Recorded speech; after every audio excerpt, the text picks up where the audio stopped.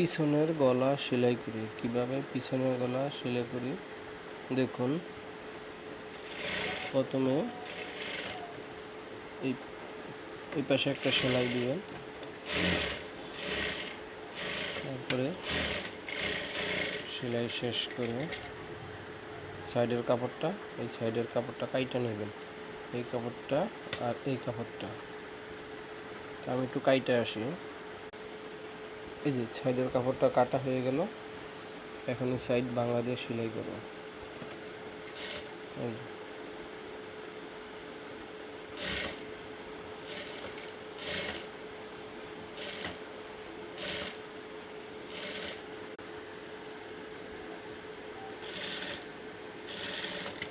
Side সেলাই শেষ। এই যে দেখুন।